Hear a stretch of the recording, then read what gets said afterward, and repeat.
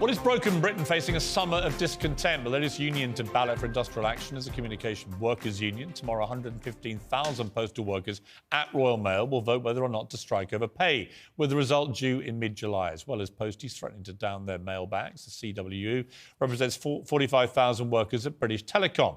So if the strike does go ahead, well, good luck to the millions of BT customers trying to get the Wi-Fi to work, bad enough as it is. Well, the ballot follows last week's rail strikes and a planned walkout by British Airways baggage handlers. And joining me now is the General Secretary of the Communication Workers Union, Dave Ward. Dave, thank you for coming in, first of all. Appreciate that very much. I start most interviews with union workers by going straight to your Facebook profile page after Mick Lynch and The Hood went viral. And when I went to yours today, Dave Ward, after a little bit of prompting from you on Twitter, I discovered this. There we are. This is and that is your little joke at my expense, where you said I was taking part in what did you call it? Unofficial walkout. An unofficial Wildcat strike. An unofficial Wildcat strike, which is when I left Good Morning Britain. Now, and they're calling you Wildcat Morgan now. Well, I actually quite like the title, rather like Mick Lynch likes being called The Hood. All I would say about that was, yes, I did walk out in my little bit of industrial Wildcat action, but 10 minutes later, I came back to work. Without a penny pay rise, I went back to my workstation. Now, albeit, I had a little falling out with my employers later in the day and did indeed leave my job. But actually, my strike lasted 10 minutes, and I realised that my strike was going to cause huge disruption and distress to the British public, and so I saw the light and came back. Dave? Well, I mean, what I'd say to that is that the objective of any dispute, when you ballot your members for industrial action, it's always because there's been events that have taken place, negotiations, and you then ballot them. And, you know, we have a right to do that under the law. And the objective is never to have a strike, Piers. You know, I mean, disputes are about settlements, but sometimes if you get the right mandate and you can't go any further with negotiations, and we'll give all of those companies that you're talking about the opportunity to have further negotiations before we serve any notice of strike action. That's if we obviously get the right results, which I'm confident that we will. You know, we want settlements. Well, but here's my problem. And my problem is not with your workers, right? Yeah. Because I thought in the pandemic, the postal workers were magnificent. Fantastic. Magnificent. I speak from personal experience. The guys that were serving me in my neighbourhood, unbelievable. They worked every day through the pandemic. Yeah. They were working far harder than normal because there were so many more deliveries being made because people were at home in lockdown. So I have great admiration for postal workers. So let's put that on the table, right? And I have nothing wrong, actually, with trades unions or you fighting for your workers. Here's my problem. This country right now, like many countries in the world, in fact, every country in the world, is suffering huge economic strife. We know this. We're on the precipice of being tipped into a recession, possibly worse. And right now, we have, obviously, the rail strike action, British Airways, now you guys threatening it, London Underground, Ryanair, EasyJet, NHS, teachers, barristers, bus drivers, rail workers, British Airways, and so on. There's a whole raft now of threats or actual strikes of threats going on. And the consequence of this is that if we're not very careful, we are going to tip ourselves not just into a recession, but potentially another Great Depression. And my question for you as a union leader is, do you care about that? Do you care? I mean, how do you put a premium on individual workers? If it was left to you, given inflation is raging at 11%, would you like every worker in the country to get an 11% pay rise to cover inflation? Look, I think there's a lot of points you've raised there, and let me answer all of them, really. I mean, the first thing I would say is that our message is every worker counts. So, you know, we're not saying we're special, although I agree with you, and I think postal workers will welcome what you said about the contribution they made during the pandemic, because there's no doubt about it, they were fantastic. No doubt. And often overlooked in very difficult circumstances. But there's also, by the way, on they that also point, dealt, can I just say, they were also dealing with, at the same time as the problems with the pandemic, they were dealing with a hell of a lot of change at that time. So every worker counts from where we're sitting. And the background to this dispute, this is not a dispute about affordability. You know, Royal Mail have made, literally, on the backs of their staff, record profits of £758 million. They chose to pay £400 million to the shareholders, and at the same time as the CEO received a bonus of £140,000, they decided to impose a 2% pay rise on the workforce. That's a big mistake. How much do you get paid? I get paid £107,000. It's a hell of a lot of money. Right. There is a difference. Let me just explain that. I work in a Democratic... A cat can be middling fat or very fat or extremely fat or unfairly fat. No, my point being, I'm not begrudging you what you earn. So let me finish. But are you worth any more or less than a boss of these companies? That's for our members to determine. What do you think? Because, I'm going to tell you the circumstances. We're a democratic organisation. I get elected every 5 years. So it's not a permanent job in that sense. And every year we send out a financial report that's got all the salaries of our officers, and our organisation can debate that every year, and branches, reps and members can come there and change that if they don't think that's right. And I'm sure that, if we have that debate, we'll have to live with whatever the outcome of that is.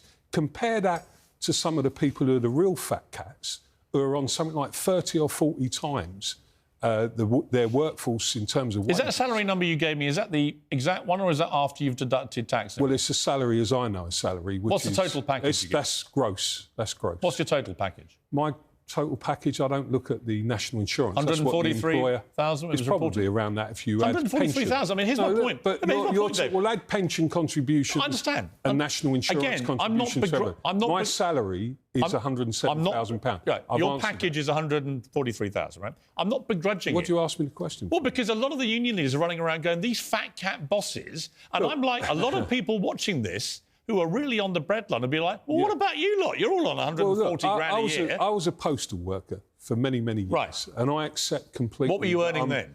I was probably earning about 20. Well, there you go. So you're earning... Look, I'm not here. So you're earning seven times what you used to as a boss. My point is... Don't try and get away from the central point. Our members can make their judgment on my pay. It's a democratic organisation. Let me just straight again. Let CEOs put up their salaries and let members vote on that as well. I am not begrudging you your money. I'm just saying when you spray around the word fat cats, as the union bosses are doing, a lot of them are pretty fat themselves when it comes to salaries. Certainly a lot fatter than their employees. Can I say something? One of the problems, I'm not suggesting by any stretch that I'm facing the same issues that all of our members are on the current cost of living crisis. So is targeting the bosses over their pay fair, given that you're pretty well paid yourself? No, of course it's fair, because we're not anywhere near in that league. And, these are people who I don't think are growing businesses anymore. I think there was a time many, many years back where people might have argued that a good boss grows a business and you wouldn't worry too much about what they got. That's not what's happening in the UK today. These are people who are hitting numbers and they don't care what the impact is. How much have you been offered by Royal Mail so far? They say 5.5%. Let me say what's actually happened. There was a 2% increase that's been imposed. So we rejected Is it that. True they've offered up to 5.5%? No, what they offered, linked to change, was another 3.5%, linked to unacceptable change, which we're never going to agree. OK, but I would say, to you, there are debates to be had about... By the way, they've now agreed, when they imposed the 2%, they've now agreed to treat change separately. OK. And there are separate talks going on about that. But say, for argument's sake, you end up at 4 or 5%, right? Would that be acceptable to you? No, I don't think it would be acceptable at the moment because inflation's running at 11%. Yeah, but here's my point again, Dave. If we accept them sort of pay offers, and that's not on the table, I have to say that our members' pay will be permanently eroded. Right, but here's my problem with this whole issue. Like I said at the start, the first question about all this, if everybody wants a pay rise for their workers in line with inflation, this country goes bust. You accept that, right? No, what I actually think you're saying in that sense is that, do you really expect to get everybody up to that level? Well, that's a matter for negotiation. We're not silly people. We will know what a good deal is at the time. But if everyone is getting big pay rises right now, this country can't afford it, can I pick up your point about the country going bust? I think we need to have a proper discussion in this country about the main issue that's at the heart of every injustice you see. And the common denominator is this, it doesn't matter whether it's the financial crisis in 2008, whether it's the pandemic, whether it's a climate crisis or a cost of living crisis, the rich and the powerful are getting richer and more powerful and working people are paying the price. I don't disagree with you. So what are we going to do about it? Well, I think we have to do something. I think that is I think it's a. And by the way, on the spiralling inflation, yeah, I don't think there's enough focus on how these companies, who I know for a fact, 2 companies there, BT and Royal Mail, put their prices up by about 10% earlier this year when inflation was running at about 5%. And they are creating some of the spiralling inflation. And I'll tell you why, to protect their profit margins and also to feed into some of the salaries. I think you raise a lot of... Look, I think like a lot of the union leaders, Mick Lynch included, I think you're all raising a lot of valid points, right? There's no question. My issue with the problem right now is the country is in an economic meltdown. And if actually all these strikes happen, we have a terrible summer of massive discontent, we will tip ourselves into a really serious, possibly in the short term, irrevocable financial crisis, which might cause immeasurably more harm than anything we're even seeing now. And I think you guys probably know that. And you must be starting to feel a little bit uneasy that if everyone goes out on strike and everybody wants pay rises, what happens to this country?